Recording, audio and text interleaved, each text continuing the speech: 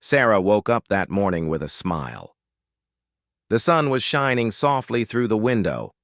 Her little boy, Adam, was already awake, humming to himself as he played with his toy car on the floor. Her husband, Daniel, was in the kitchen making coffee, like he always did. It felt like a perfect, normal day. No one could guess what was coming. At breakfast, they laughed about silly things. Adam spilled some juice and giggled. Sarah cleaned it up, smiling. Everything felt peaceful. Daniel got ready for work. He had just started a new job 2 months ago, a good one. After many years of struggle, they were finally feeling safe. "We're going to be okay now," Sarah had told her sister just a few days ago. She believed it. But then the phone rang. It was around 11 a.m.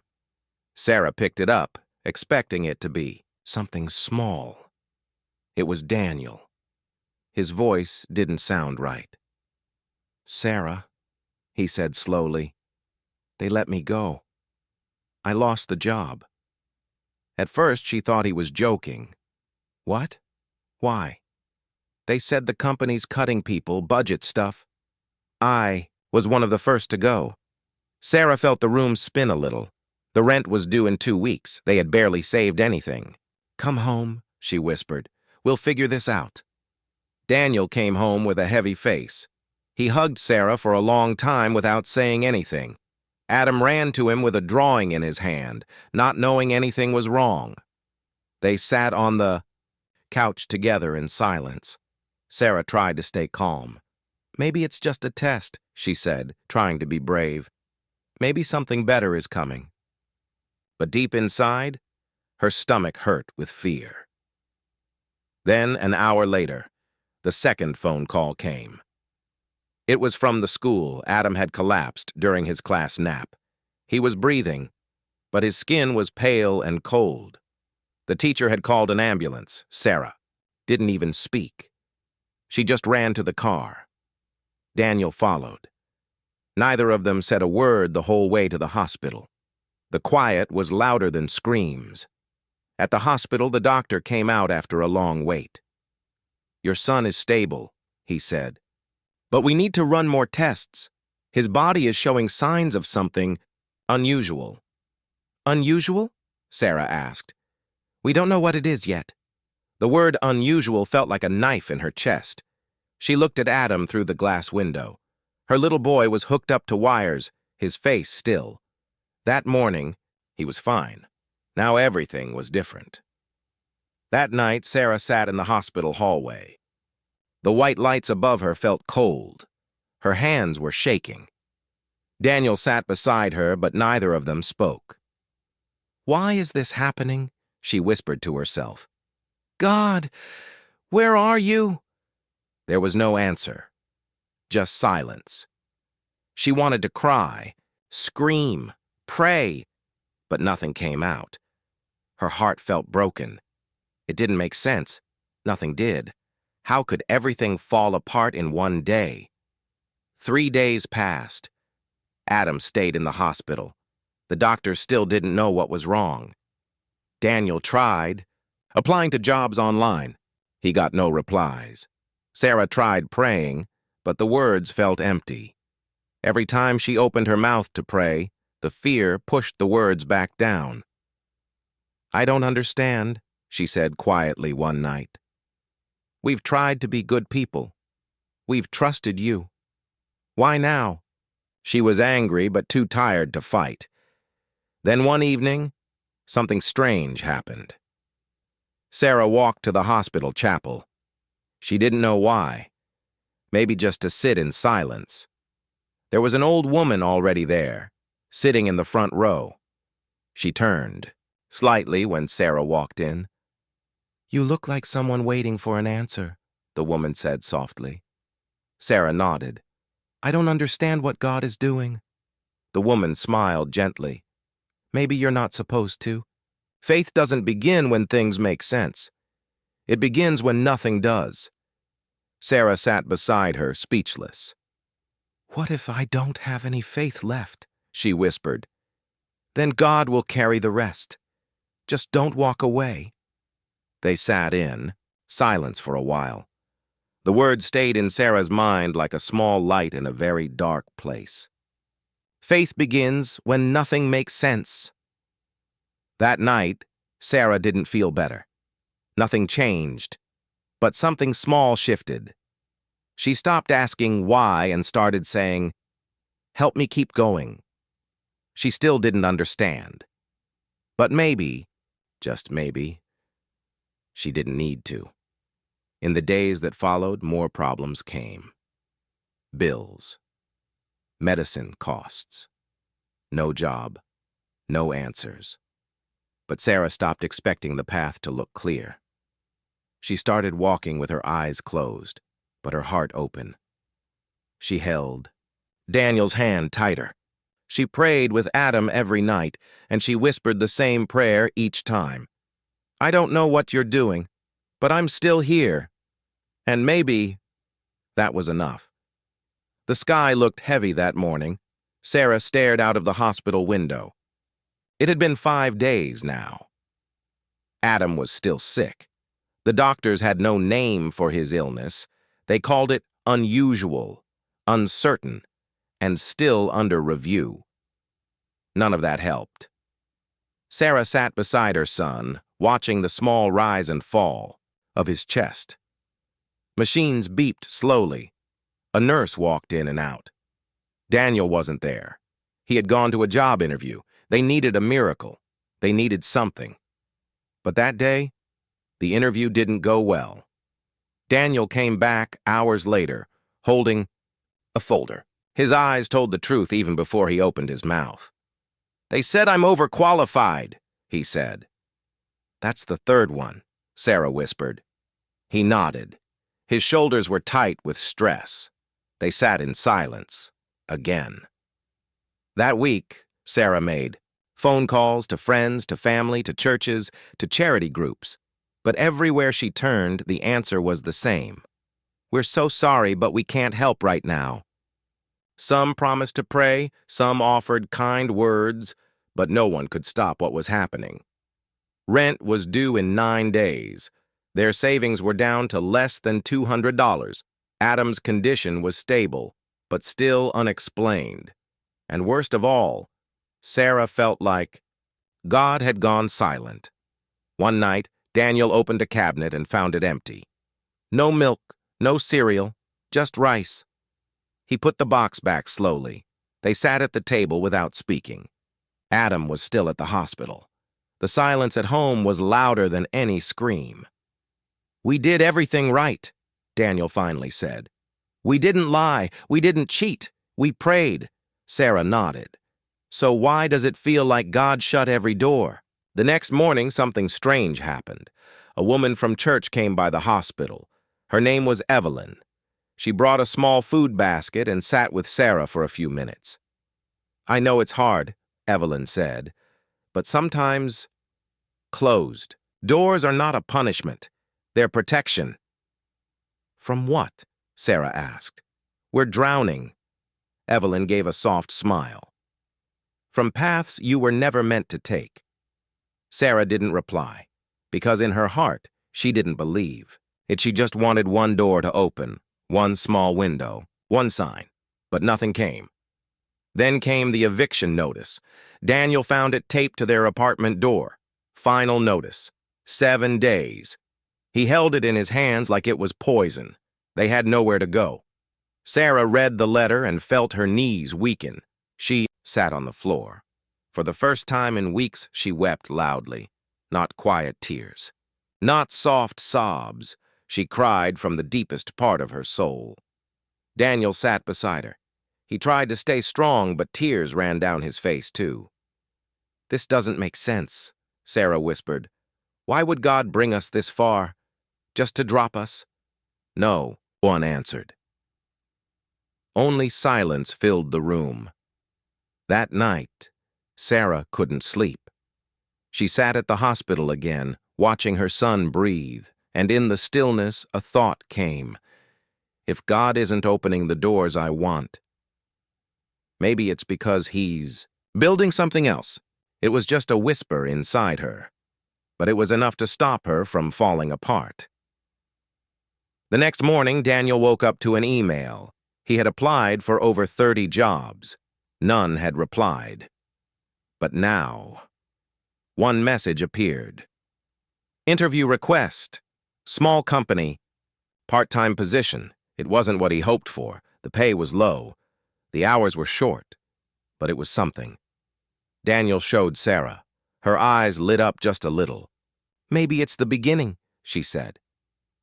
At the hospital, the doctors finally had some results. Still no full answers. But now a possible treatment plan. It wasn't guaranteed, but it gave them hope. Sarah sat with Adam and prayed out loud. "We're still here, God," she said. "Even with every door shut, we're still knocking." She wasn't praying for riches or even a full answer, just strength, just peace, just enough light for one more step. Later that day, Sarah saw a janitor cleaning the hallway near the hospital chapel. He was humming a song softly. She stopped and listened. It was an old hymn. "God will make a way where there seems to be no way." Tears filled Sarah's eyes. It was just a song, just a man cleaning the floor. But it felt like a message, a whisper from heaven. Keep going. That night, Sarah sat with Daniel again. They shared a small meal, rice and bread. It wasn't much, but something had changed. Not around them, but inside them. The fear was still there. The pressure hadn't gone. But now, faith was rising too. Small, quiet, but real. It was a cold morning. Sarah walked to the park near the hospital. She needed a break, just 10 minutes to breathe. The air was sharp, and the sky was gray. She sat on a wooden bench, hands deep in her coat pockets, eyes staring at the empty swings. Tired, broken, and scared her son, Adam, was still sick. Daniel's job interview was later that day, but they both knew it was just a small job, barely enough to survive, and the eviction notice, it still sat on their kitchen counter like a shadow waiting to swallow them. Sarah closed her eyes and whispered, "God, are you still there?" Just then, a voice came from the side. "Tough morning?" Sarah turned. An old man stood there holding a small paper bag and a cup of coffee. She didn't know him. He had kind eyes, a tired smile, and worn shoes. "You mind if I sit?" he asked. Sarah nodded slowly. "You look like someone carrying a lot." The man said. She gave a weak smile. "That's a nice way to say my life is falling apart," he chuckled softly. "Sometimes falling apart is where things begin." Sarah didn't know why, but she started talking. She told him about Adam, the sickness, the job loss, the empty cabinets, the eviction. She didn't cry this time. Maybe she had no more tears left. The man listened, quietly, fully. And when she finished, he said something strange. "You're in the middle of your story, not the end."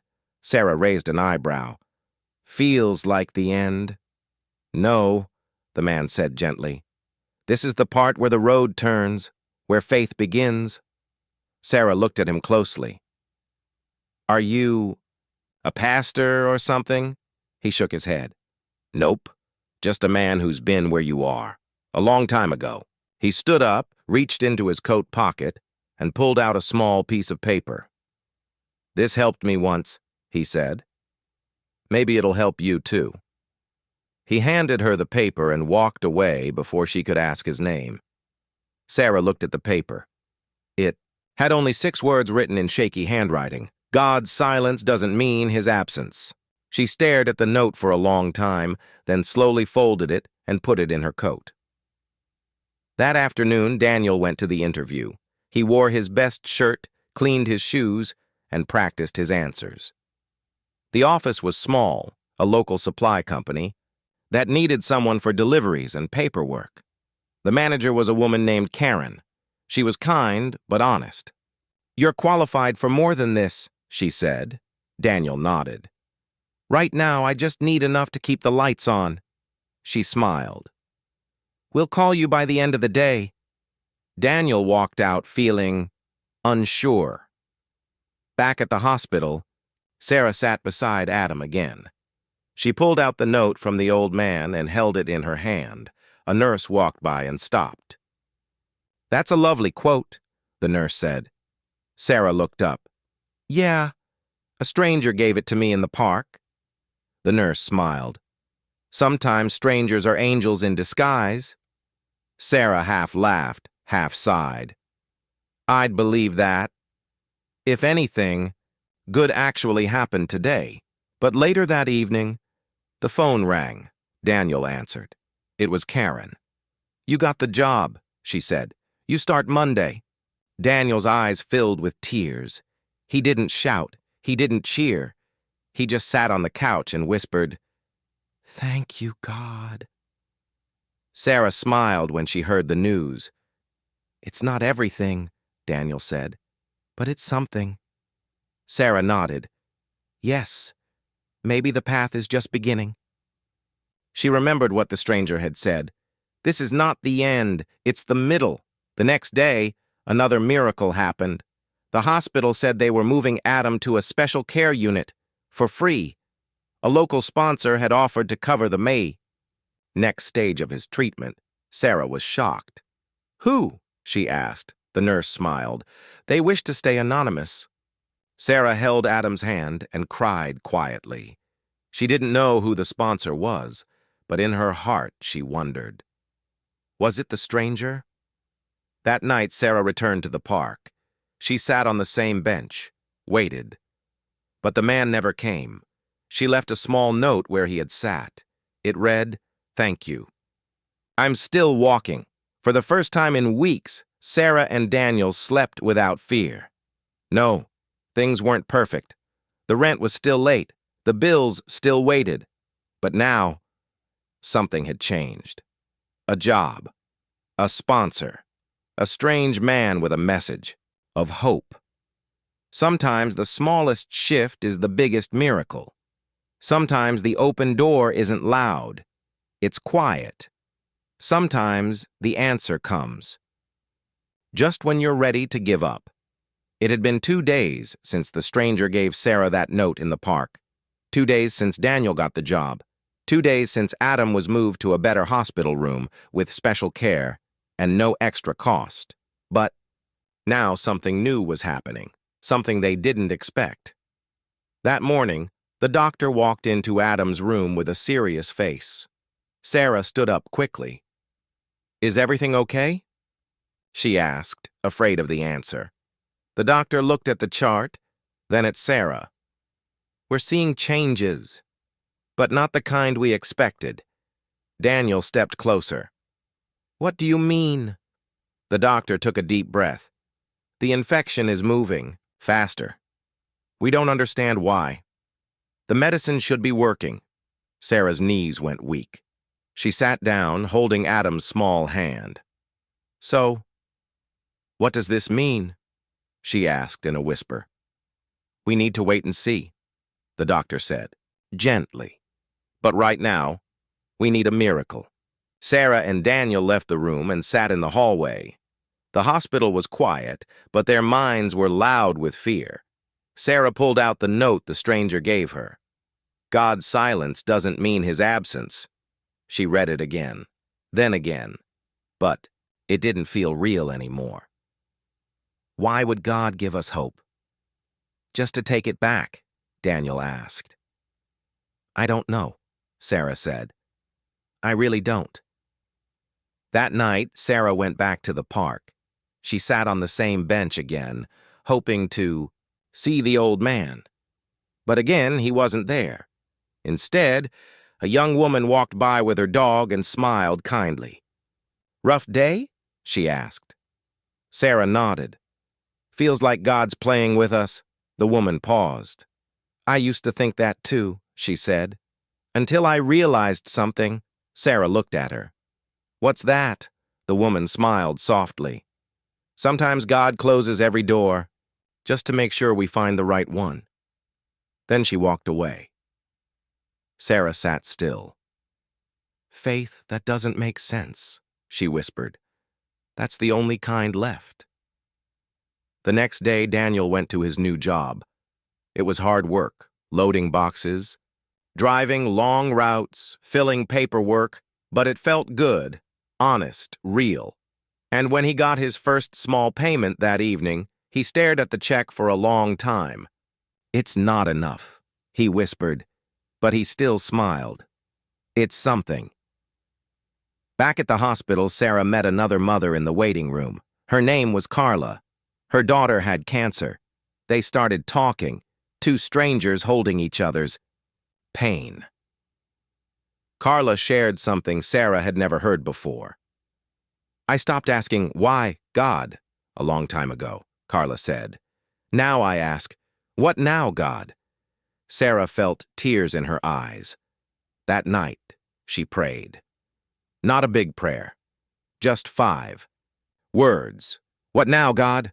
I'm listening. The next morning, a nurse entered Adam's room with wide eyes. You need to see this, she said. Sarah rushed over. The screen next to Adam's bed showed something shocking. The infection had slowed down, not just a little, but a lot. The doctor came in, checking the numbers again and again. We didn't do anything new, he said, confused. But the numbers are improving. Sarah looked at Daniel. Daniel looked at the sky through the window. He's still here, Daniel whispered. God hasn't left us. That evening, Sarah stood outside the hospital, phone in her hand. She called the landlord. Please, just give us 2 more weeks. There was silence. Then the landlord sighed. You know what? Fine, 2 weeks. Sarah covered her mouth, shocked. Another small miracle. At home that night, Sarah and Daniel sat on the couch. There was no food on the table, but there was peace in the room. Sarah looked at Daniel. This doesn't make sense, she said. None of it does, he replied. And yet, something is holding us up. Daniel nodded. Faith, Sarah smiled. Faith that doesn't make sense. The next day, Sarah returned to the park. This time, she brought something, a folded piece of paper. She sat on the bench, placed it gently beside her, and whispered, Wherever you are, thank you. Then she walked away. Later that day, someone found the paper on the bench. It said, Your words helped save a child. Your kindness lit a path. I don't know your name, but I know God sent you. Sarah stood by the window of the hospital room, watching the sun rise. Her eyes were tired. Her heart was heavy, but her hands were still folded in prayer. Adam's condition had improved, but only a little. Not enough for answers, not enough for peace, but just enough for hope. And sometimes, hope is all you have. The doctor entered quietly and checked Adam's chart. He didn't say much, just nodded slowly and said, He's stable, but the next few days will be critical. Stable, not better, not worse, just hanging between 2 worlds. Sarah sat down beside Adam's bed and whispered, I don't understand this journey, but I'm not walking away now. Daniel came in, holding 2 small paper cups of coffee. Didn't sleep again? He asked. Sarah shook her head. He twitched a few times, maybe a dream, maybe pain. Daniel looked at their son and sighed. This feels like we're holding on to a string, and it could break any second. Sarah didn't respond, but her hand never let go of Adam's. Later that afternoon, something strange happened. A nurse who had never been on Adam's floor before walked in. She looked confused. This isn't the cancer wing? She asked. Sarah shook her head. No, this is the pediatric ICU. The nurse looked around, paused, then smiled at Adam. Well, I guess I'm here for a reason anyway. She walked over and placed something beside Adam's bed. It was a small wooden cross. I always carry one. For days like this, she said. Sarah stared at it, eyes wet with emotion. Thank you, she whispered. Sometimes all you have is hope, the nurse replied, and walked out. Daniel got a call that evening from his boss. I know your son's sick, the boss said, but we need someone to stay late tonight. If you do, I'll give you a bonus. Daniel looked at Sarah, then at Adam. He wanted to stay, but they needed the money. Sarah touched his arm. Go, I'll be here. Daniel kissed Adam's forehead and left. It hurt, but hope sometimes means sacrifice. The hospital room grew quiet. Again. Machines beeped gently. Outside, the sky turned gray. Sarah opened her phone and searched. Why is God silent during suffering? She found a quote that made her pause. Sometimes God's silence is not absence, it's preparation. Preparation for what? Just then, Adam's hand moved, only a little. But Sarah saw it. She stood quickly. Adam? Can you hear me? No answer, but his fingers twitched again.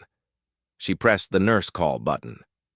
The doctor arrived in minutes. They ran tests, checked machines, drew blood. Then the doctor looked up, shocked. His body is fighting the infection harder now, he said. It's like something has changed inside him.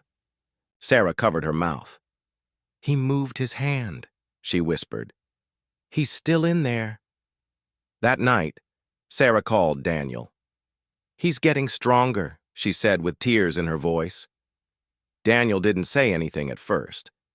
Then he spoke, in a quiet voice. I'm standing in the back of the store holding this box, and I just dropped to my knees, Sarah cried. So did he. Hope was growing, not loud.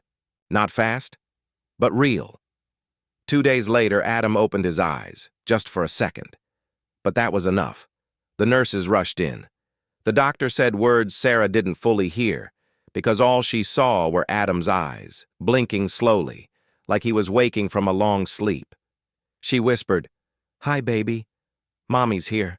Over the next week, Adam's condition improved. The doctors still had no full explanation, but Sarah did. So did Daniel. One evening, the old man from the park returned. Sarah was sitting on the same bench again, hoping. He walked slowly, holding the same cane. He sat beside her without speaking. After a moment, he smiled. You've been waiting, haven't you? Sarah laughed through tears. I didn't think I'd ever see you again. The man looked up at the sky. Sometimes God lets you walk through fire to show you you're not alone in it. Sarah nodded. I still don't understand the path, she admitted. You're not supposed to, the man replied. Faith isn't understanding. It's trusting without it. Then he stood and walked away again, and once more, he left Sarah with peace. That night, Daniel returned from work early. He had a small envelope in his hand. Bonus came in, he said. Inside were just enough bills to pay the rent. Sarah smiled. They hugged, and that moment, small, simple, was everything. Adam would still have a long recovery ahead, but he was alive, awake, smiling, even. Sarah sat beside his bed and told him the story, about the man in the park, the wooden cross, the nurse who got lost, the hope that didn't make sense. Adam listened quietly, then he whispered, God was with me, wasn't he? Sarah kissed his forehead. Every second, baby. The morning felt different. The hospital hallway was quiet, but not heavy. The air didn't feel full of fear anymore. There was something new in the silence, something light, something like peace. Sarah opened the window blinds in Adam's room. Sunlight poured in, soft and golden. Adam was awake. His eyes were open, and for the first time he was smiling, a weak smile, but real. Hi, Mommy, he whispered. Sarah's heart nearly burst. She dropped to her knees beside his bed, tears falling, hands shaking. You're back, she said. You came back to me. The doctor came in just minutes later, along with 2 nurses. They couldn't believe what they saw. Adam tried to sit up. His body was still weak, his arms thin, but he was trying. Trying meant hope. Trying meant fight. The doctor looked at Sarah and nodded. "This is the turning point," he said. "This is the day we'll remember." Daniel came rushing in not long after, his shoes untied, his shirt wrinkled. He had run straight from the train station. When he saw Adam awake, he dropped his bag and just stared. Adam lifted his small hand and reached out.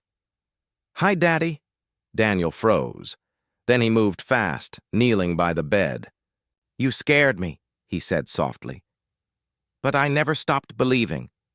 Adam smiled. "I know." That afternoon, the old nurse came back, the one who had mistakenly entered Adam's room weeks ago. She saw him awake and covered her mouth. Oh, child, look at you." Sarah hugged her. "Your wooden cross," she said, pointing to the bedside table.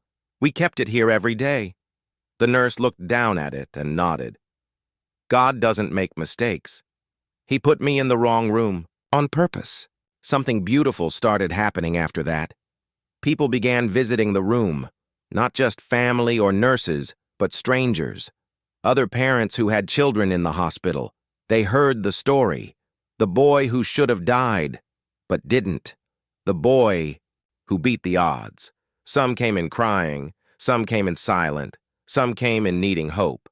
Adam didn't say much, but his smile was enough. His survival gave others strength. His fight became their reason not to give up. One young mother entered the room holding her baby girl. The girl was hooked to a small oxygen tank. The mother sat beside Sarah and said, "They said she wouldn't make it through the night." Sarah took her hand. "Mine was supposed to be gone weeks ago." They didn't talk much more. They just sat, side by side. Hope doesn't always need words. A few days later, the hospital made an announcement. Adam's condition was improving fast. His body had responded to the new medicine like a miracle. "We can transfer him to recovery next week," the doctor said. Sarah cried again, not from fear, but from release. The weight was lifting. They had made it through the valley. Daniel stood at the hospital window that evening, staring at the sky. The sun was setting, painting everything orange and pink. "Do you remember that first night?" he asked Sarah. "When we thought we'd lose him?" Sarah nodded slowly. "I didn't sleep. I just prayed, over and over." Daniel exhaled. "I didn't think we'd survive this." She looked at him. "We didn't. We were carried." That night, Adam asked a question. His voice was soft, but clear. "Why did God let me get so sick?" Sarah sat beside him and thought for a moment. "I don't know all the reasons," she said honestly. "But I know this. He never left you." Adam was quiet for a moment. "I had a dream when I was asleep." Sarah looked at him, surprised. "A dream?" Adam nodded. "I was in a big field. It was dark. I couldn't see anything. I was scared." He paused. "But someone was holding my hand the whole time. I couldn't see who, but I wasn't alone." Sarah couldn't speak. Her tears said enough.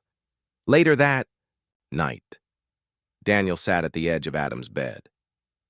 "You're strong," he told his son. "You fought harder than I ever could." Adam smiled. "God help me." In the hallway, the hospital chaplain stood watching the room. He had heard the story. He had seen the faces change from fear to joy. He whispered to himself, "This is the day it all changed." Back at home, Adam's room was still the same posters, the same blanket, the same toys on the shelf. But when Sarah stepped into the house to get clothes and supplies, it felt different. It felt sacred. She folded Adam's favorite pajamas and held them close. "He's coming home soon," she said softly. She placed a note on his pillow. It said, "You're our miracle." The hospital room was quiet, but not the sad kind of quiet. It was the kind of quiet before something beautiful happens. Nurses walked in with gentle smiles. One of them held a clipboard. "Today's the day," she said softly. Sarah looked at Adam and nodded. Adam sat up in bed, fully dressed in his favorite blue hoodie. His face was still pale, but his eyes were full of light. "Are we really going home?" he asked. "Yes, baby," Sarah said, holding back tears. "You're going home." Daniel was already waiting at the hospital entrance. He had cleaned out the car, made a special playlist of Adam's favorite songs, and even bought a big welcome sign.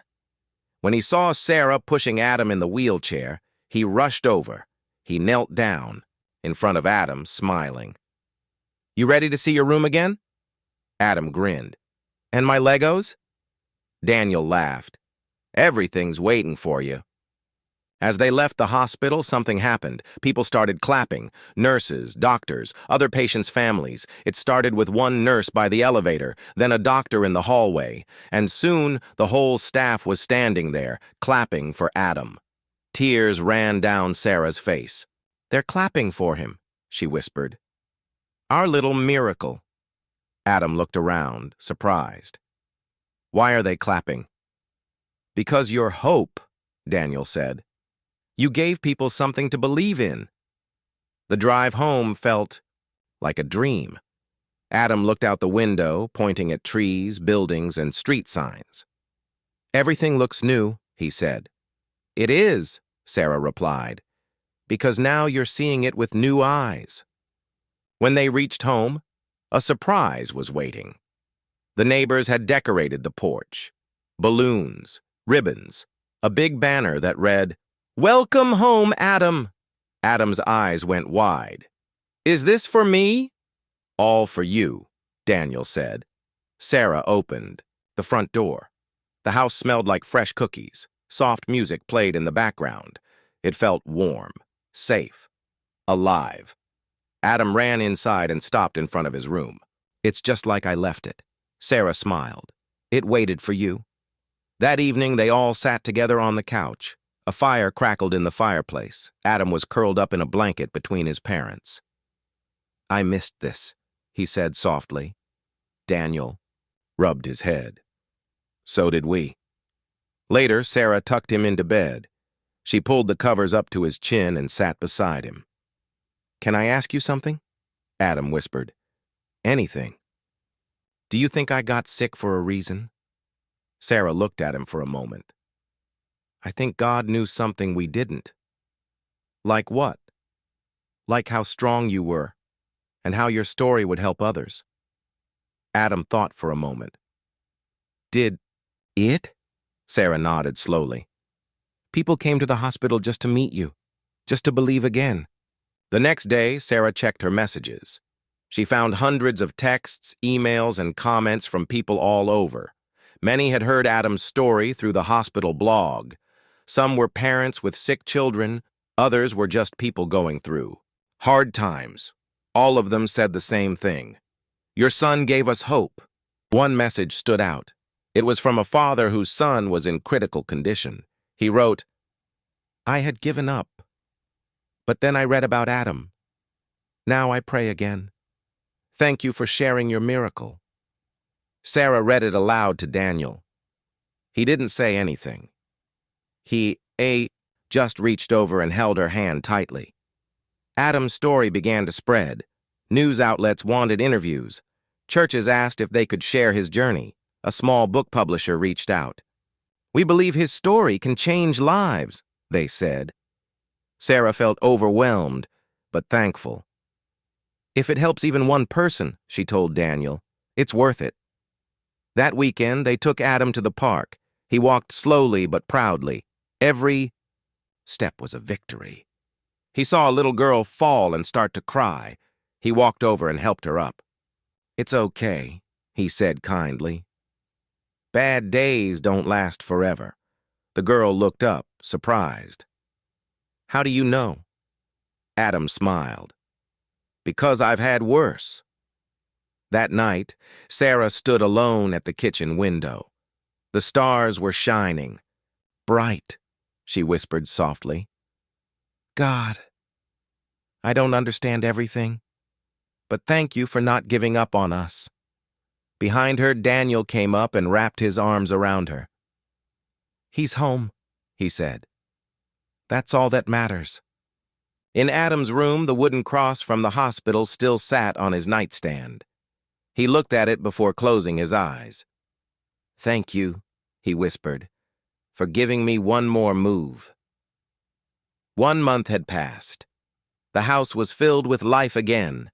Laughter, smiles, hope. Adam was stronger now. He could walk longer, eat more, and even ride his bike for a few minutes. But something had changed inside him too. He wasn't just a little boy anymore. He was someone who had touched hundreds of lives and didn't even know it. It was a Sunday morning when Sarah received the letter. She opened it slowly, sitting at the kitchen table with her coffee in hand.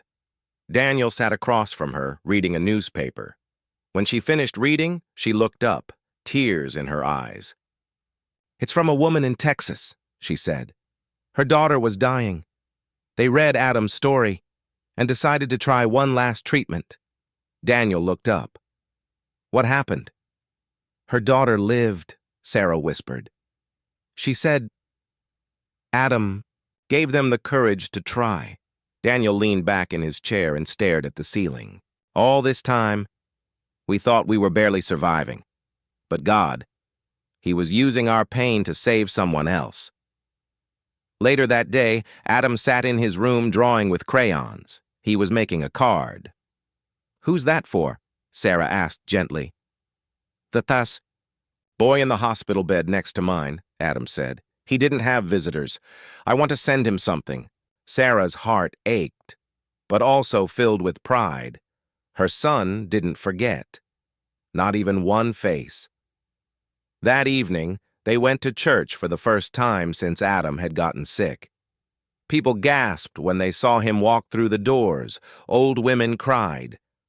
Younger, kids smiled and waved. The pastor stepped down from the pulpit and knelt beside Adam. You brought faith back into this place, he said.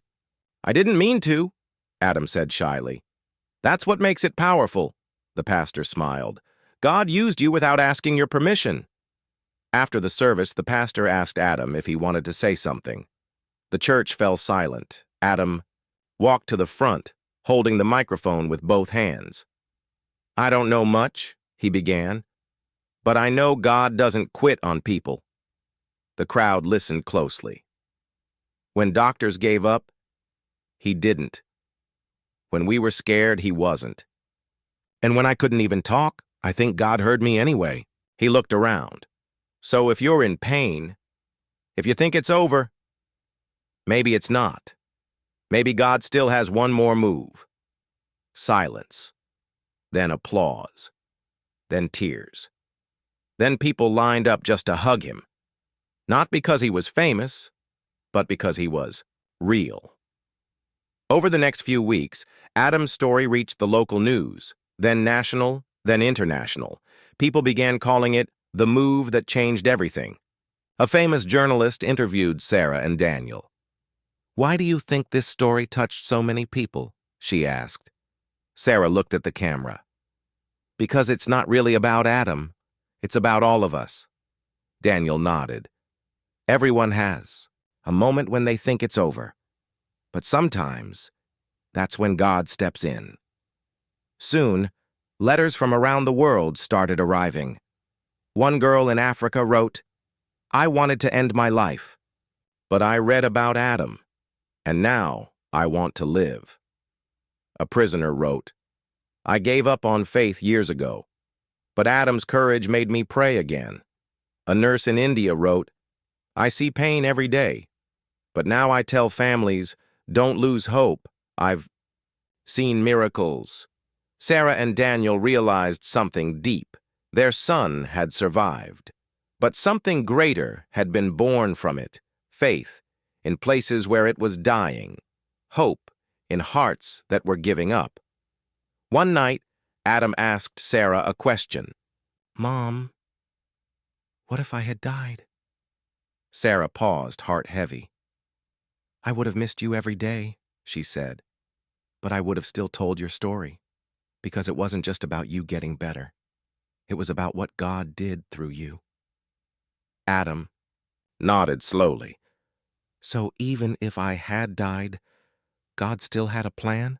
Sarah wiped her tears. Yes, baby. Even then. That same week, the hospital that once treated Adam invited him back. They were naming a room after him, the One More Move room, a place for parents to sit, pray, and not give up. Adam walked through the hospital halls again, stronger this time.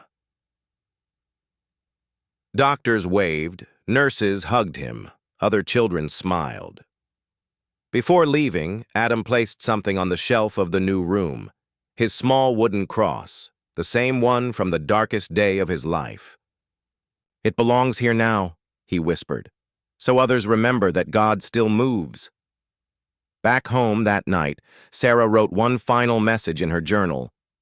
We thought the end had come, but it was just the beginning, because when we were broken, God made his move, and that move changed everything.